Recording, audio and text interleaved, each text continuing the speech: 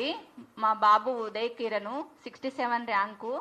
మేము మారుమూల పల్లెటూరు నుండి చాలా అంటే చాలా రోజుసరి నెలసరి కాకుండా రోజుసరి బతుకుదేరు మీద మేము మా పిల్లల్ని ఫస్ట్ ఊర్లో తెలుగు మీడియం నుండి ఇంగ్లీష్ మీడియం చదివించాలని ఇక్కడికి సిటీకి వచ్చి చెరొక జాబ్ చేసుకుంటూ మా వంతు కష్టం మేమేదో కష్టపడ్డాము. మా పిల్లల తరపున మేము ఎంత కష్టానికైనా సరే అని మేము కష్టపడి రాత్రంతా నిద్ర లేకుండా కూడా మేము కష్టపడ్డాం. సర్లే ఇంతటితో మా బరువు బాధ్యతలు మాకు అయిపోయినాయి.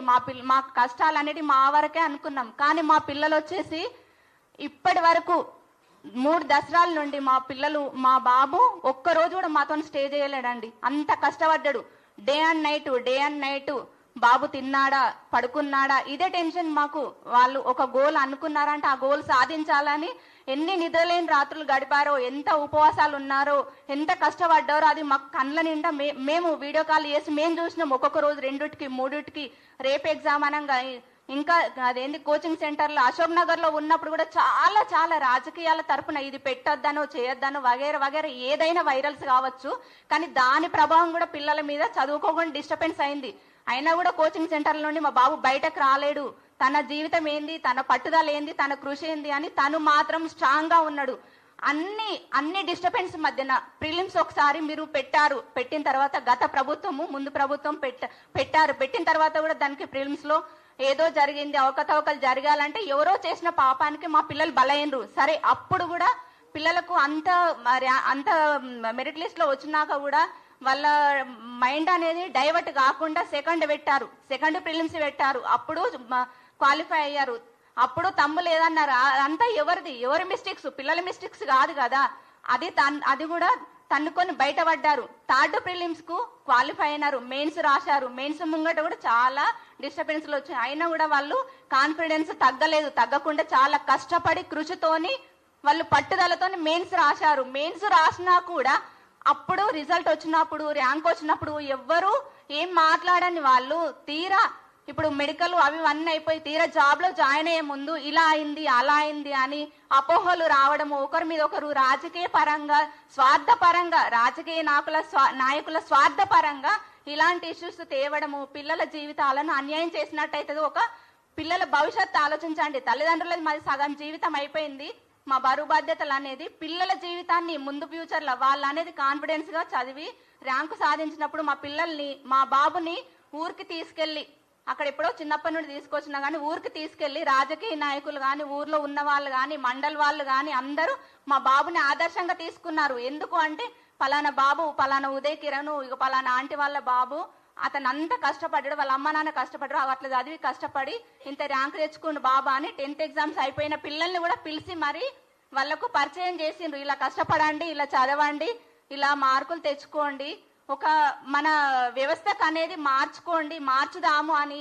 ఈ పిల్లలు కూడా మార్చుదాం మన వ్యవస్థ అనేది కొంచెం క్రమశిక్షణలో కొద్దిగా మార్చుదామన్న ఉద్దేశంతో వీళ్ళు ఎంతో కసితో పట్టుదలతో ఈ ర్యాంకు సాధిస్తే తీరా వాళ్ళు రేపు ఆ కుర్చీలో కూర్చోక ముందే వాళ్ళకు నిరాశలు ఎదురవుతుంది. అసలు వాళ్ళు రేపు జాయిన్ అయినా కూడా వాళ్ళంతా పట్టుదలతో ఉంటారా చెప్పండి? తినే అన్నాన్ని నోట్లోకి పోయే ముందు కింద పడేసినట్టు అయిపోతుంది వాళ్ళకు. చెప్పండి, అది వేరుకొని తిమ్మంటారా? ఆ అన్నం కింద పడ్డ అన్నాన్ని వేరుకొని తింటారా? ఆ వేరుకొని తిన్నా మళ్ళీ ఎగ్జామ్ పెట్టాలి అని అంటున్నారు. సపోజ్ కి న్యాయ వ్యవస్థను నేను తప్పు పట్టట్లేదు, న్యాయానికి ఎప్పుడు అభినందనలు, మేము అందరినీ గౌరవిస్తాం, మీడియా వాళ్ళని గౌరవిస్తున్నాను, న్యాయ వ్యవస్థను గౌరవిస్తున్నాను. కింద పడ్డ అన్నాన్ని మళ్ళీ తిరిగి తినండి అంటున్నారు, రాయండి అంటున్నారు. 3 సార్లు ప్రిలిమ్స్ రాసి మెయిన్ ఎగ్జామ్స్ రాసి రిజల్ట్ వచ్చి ర్యాంక్ వచ్చి మెడికల్ అయిన తర్వాత నమ్మకం లేనిది రేపు ఎగ్జామ్ పెట్టి నమ్మకము మళ్ళీ ఎగ్జామ్ పెట్టి క్వాలిఫై అయినాక నమ్మకం ఉంటుందని గ్యారంటీ అని చెప్పండి. ఏ రాజకీయ నాయకులు దీనికి అండగా ఉంటారు చెప్పండి? రాజకీయ వ్యవస్థలో చేసుకోండి, విద్యార్థుల మీద రుద్దకండి దయచేసి. నేను ఏ పార్టీని ఉద్దేశించి మాట్లాడటట్లేదు, నా పిల్లల భవిష్యత్తు గురించే, ఇక్కడ ఉన్న అందరు తల్లిదండ్రుల పిల్లల భవిష్యత్తు గురించే మాట్లాడుతున్నాము. ఇది ఒక్కటి మాత్రమే పరిగణించండి. మీరు ఏ పార్టీలు ఏంటి అని నేను ఎవరిని తప్పు పట్టట్లేదు. నేను నా బాధతో నా పిల్లలు ఇక్కడ ఉన్న ప్రతి ఒక్క పిల్లలు తల్లిదండ్రుల బాధతో అంటారు. 3 కోట్లు అంటున్నారు. 3 కోట్లు కాదు 30 లక్షలు కూడా బ్యాంక్ బ్యాలెన్స్ చూపించండి. ఎవరినో ఉద్దేశించి మాట్లాడట్లేదు. ఈ 3 కోట్లు అనేది ఎంత అసలు పిల్లల్ని సంస్కారంతో పెంచి ర్యాంకులు సాధించి పట్టుదలతో సాధిస్తే ఇవాళ ఎంత దౌర్భాగ్య స్థితి 3 కోట్లు పెట్టి ఎగ్జామ్ వచ్చిండు, జాబ్ వచ్చింది అంటే అది ఎంత తలదించుకోలేని పరిస్థితి. రోడ్డున పడ్డట్టు అనిపిస్తుంది. తప్పు చేసి రోడ్డు పడినట్టు కాదు, ర్యాంకు తెచ్చుకొని మా పిల్లలు మేము రోడ్డు పడినట్టు అనిపిస్తుంది. మా బాధలు అర్థం చేసుకోండి. ఈ విషయాన్ని మీరందరూ ప్రతి ఒక్కరు అందరినీ కలవాలంటే కలవలేరు. ఏ సీఎంను కానీ ఇంకా ముందు ప్రభుత్వాలను కానీ ఇప్పుడున్న ప్రభుత్వాలు ఎవరిని తప్పుపడట్లేదు. వ్యవస్థ అనేది, సిస్టమ్ అనేది మారాలి. ఇప్పుడు ఇంతకు ముందు పిల్లలు, ఇప్పుడు మొన్న 10th అయిపోయిన పిల్లలు, ఇంతకు ముందు పిల్లలు, మా ఫ్యామిలీ పెద్ద ఫ్యామిలీ, మా పిల్లలందరికీ మా బాబుని ఆదర్శంగా చూపించిండ్రు. ఇలా చదవాలి, ఇలా రాయాలా అని. రేపు పిల్లలు ఏమనుకుంటారు, మా బాబుకి జాబ్ వచ్చినా కూడా గవర్నమెంట్ జాబ్ అనేది నమ్మకం పోతుంది. గవర్నమెంట్ జాబ్ నెక్స్ట్ నోటిఫికేషన్ పడ్డాక ఇంతమంది అటెండ్ చేస్తారన్న గ్యారంటీ నాకు లేదు. అలా బాధ అనిపిస్తుంది.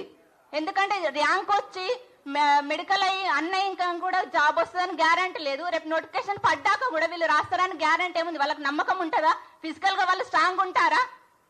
ఇది 4th time. Prelims 3 times, mains 1 time, 4th time. వాళ్ళ మైండ్ అంతా ఉంటుందా? కాన్ఫిడెన్స్ కోల్పోరా? ఎందుకు ఇవన్నీ? ఎందుకు? పిల్లల భవిష్యత్తును ఆలోచించి మాట్లాడుకోండి. ఆలోచించి ఏదన్నా ఉంటే ఆచి తూసి 100% ప్రూఫ్ అనేది చూసుకొని పిల్లల మీద కానీ ఎగ్జామ్ మీద కానీ మీరు మాట్లాడండి.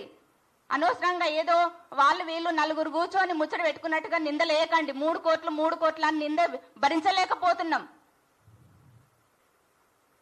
ఒక్కొక్కరిని ఎవరినో మీరు 3 కోట్లు పెట్టారంట కదా, మీరు కొన్నారట కదా, అమ్మారంట కదా, అవమానానికి సెన్సిటివ్ పిల్లలు అయితే వాళ్ళు ఏమైనా చేసుకుంటే ఎట్లుంటది? కనీసం అనే వాళ్ళకు లేదు ఆ ఆలోచన. పడ్డ వాళ్ళకి ఎంత బాధ అనిపిస్తుంది చెప్పండి.